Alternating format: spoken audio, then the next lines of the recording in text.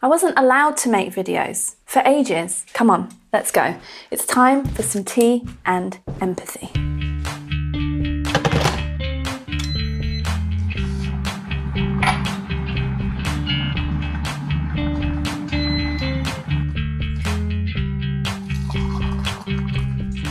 I'm celebrating today, so I've got these as well.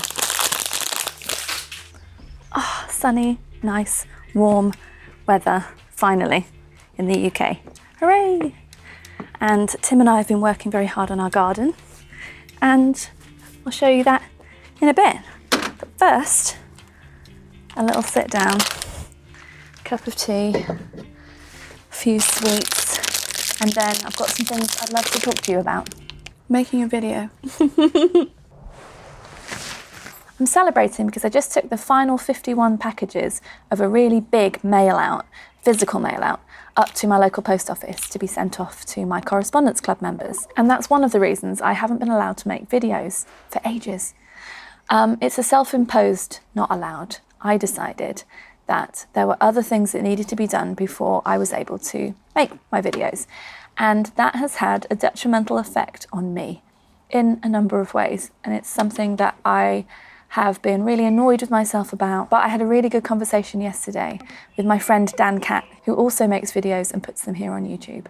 And he sort of called me out on my bullshit, basically, and made me realise that I've just been overthinking everything and ending up doing nothing. Not nothing in the world. I'll explain what I've been doing, because it has been a really long time since I made a video for here. I did put one up in March, didn't I, from the island of Zilt. And that was part of an artist retreat that I created for myself, where I spent a week on this German island, wandering about with my cameras, making myself do things, take self-portraits in funny places. I shot 3 music videos by myself, and I shot a whole load of other things that I haven't had a chance to edit yet because of these other things that I've been allowing to get in the way of consistently creating things and sharing them with you. And again, I'm not necessarily saying that I regret pausing doing this for a while, because those things really needed to be done. So I suppose I'm saying that life can get in the way sometimes, and that's okay, and it's normal, and I don't really see how to get around that sometimes. But I'm also acknowledging that I'm someone who thrives on consistently sharing work with the world on a pretty regular basis. And really, when I dial it back a bit, it's not necessarily about those things being enjoyed by other people. It's about having finished something. Because what I do for my main thing is create albums of music, and because that can take years and years and years, I've really grown to love the shorter form but longer form than a social media post stuff that I make, like finishing a piece of writing and putting it online, finishing a video, putting that online, spending time making things that aren't just music. I really need to do that, I think, to feel like myself. And I know that having this relatively big break was having a very detrimental effect on my mental health and on my confidence. And that's why I went to Zilt and spent time with my cameras and told myself, this is my job, to go out on the bus today with all this stuff and do something with it. Otherwise, why have I come here and spent this money? And then when I got back, I had a very legitimate reason not to edit all of the footage or the photos or anything, because it was time to switch my Correspondence Club over to Patreon. A big move.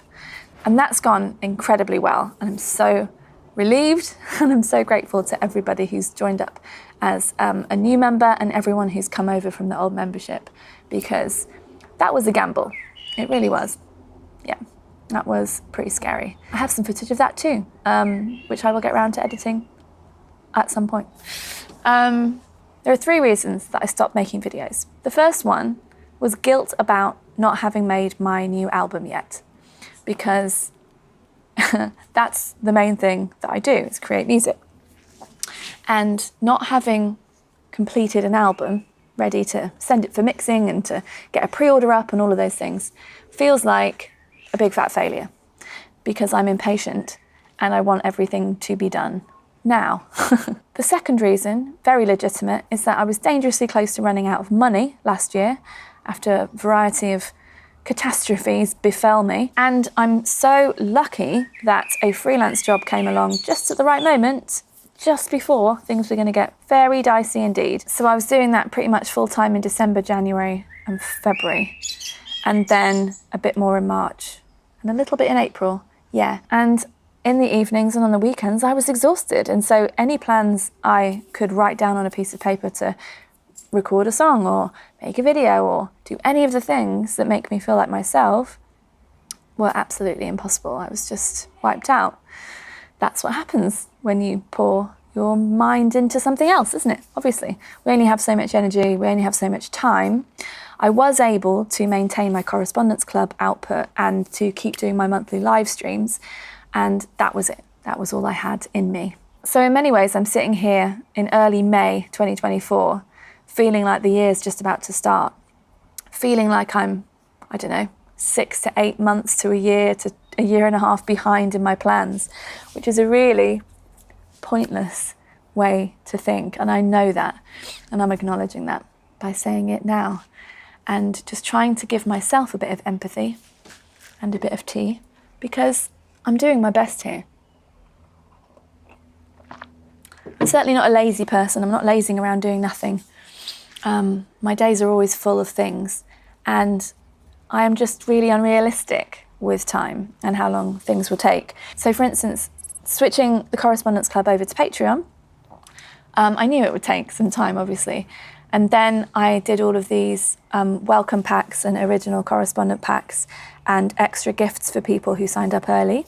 And that's all lovely. And I really enjoyed designing everything and handwriting letters and making everything really pretty and fun and packing everything up. And I adore all of that stuff. It's really fun. But it takes a really long time. So it's only this afternoon that I finally took that last batch down the road to the post office.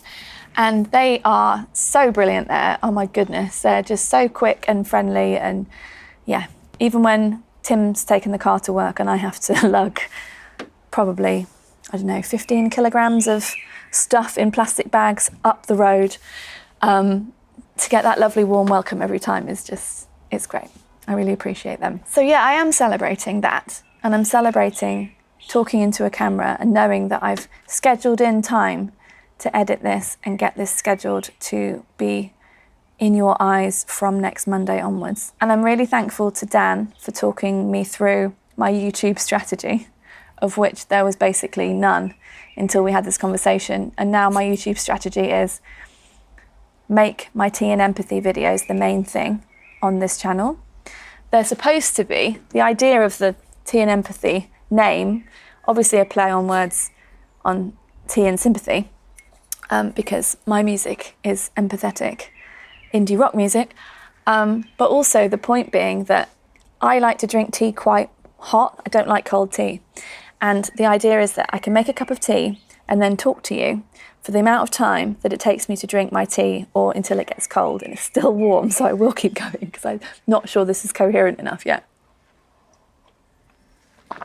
But I think, the main thing I took from that conversation with Dan yesterday was to just simplify things. The things that I like to watch on this platform are mostly people sitting and talking to a camera about their experiences. And it's lovely to watch cinematic things and, stuff that took a long time to create. And I really appreciate the artistry and all of that. But I don't have necessarily the bandwidth to do that at the moment. And I don't want that to stop me from doing it at all. So there's nothing wrong with a bit of simplicity, in my opinion. And it feels just really good to talk, to talk to you. It's been a while. How are you? When I ask, I'm genuinely asking. In the past few weeks, I've got hyper-focused on sorting this garden out because it's my birthday in a few weeks and I want to have some people round. I don't know many people in Nottingham yet, but I do know a few, and I just thought it'd be really nice to have them round, hang out in the garden, have some drinks and snacks and stuff. I never had a 40th birthday party because that was in 2021 and we were in a lockdown. So it's just really nice to have the space and a bit of time, a bit of preparation time to be able to invite people around.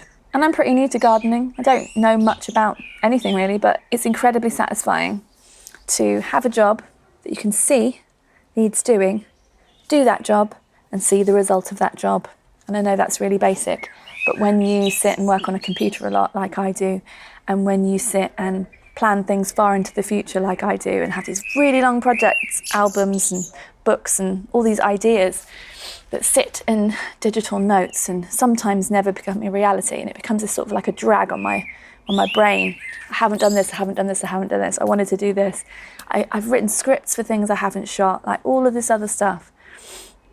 But I have tidied up this garden, and I have planted a load of new things, and I have put chippings down over everything. I've made these midge traps because they bit the shit out of me the other day, and I have vengeance in my heart now for the midges. I was part of the team who removed this giant root from the ground so that we could plant a palm tree in its place and feel like we've made it in life. So if you've got any outdoor space, I highly recommend getting stuck in, even if you think you don't know what you're doing. And if you do know what you're doing, well done. It just means that you've done it a bit more than the people who don't. Like everything in life. Everything is everything, isn't it? So yeah, the idea is to keep my tea and empathy videos coming to you every Monday, but there won't be one next Monday because we're going away for 2 weeks to South Korea. And it's something we've been planning for ages, and my freelance job has enabled me to do it. Again, so thankful for that coming along at the right time. And yes, I'm super excited, and yes, it's very far away. And I was lucky enough to go to South Korea about 16 years ago on a tour with Tricky, and we played a festival in Incheon, which is just outside Seoul. And we were there for a day, and then we went to Japan, I believe, or the other way around. So I wouldn't say I've experienced South Korea at all. So I'm really looking forward to it. It is, yeah, just one of those places, like a once-in-a-lifetime sort of trip. And we're going to be staying in some really beautiful spots, and I've got this whole list of things to do and eat and see and all of that. While I'm away, I'm going to be having another lovely long break from social media and generally the internet, apart from maps and stuff for our trip. And so I say this with love, but hopefully I won't see any of your comments till we get back from our trip. Otherwise, I would ask you to recommend me things to do in Seoul or Busan. But no, I'm not going to be reading comments. But please do, if you want to say hi, always feel free to leave a message down there. It really is lovely to hear from you. And if you would like to come and be part of the Correspondence Club, to experience the warm, friendly community, and to get access to the entire Penfriend and She Makes War digital archive immediately when you join, along with ongoing other member perks, then please find the link in the description box below or go to patreon.com/penfriendrocks. It would be so lovely to welcome you in there when I get back, and there are lots of friendly people in there already who will welcome you in my absence. My tea's finished, that's a wrap. Thank you for watching, and I really will see you again very soon. Would you like a cup of tea?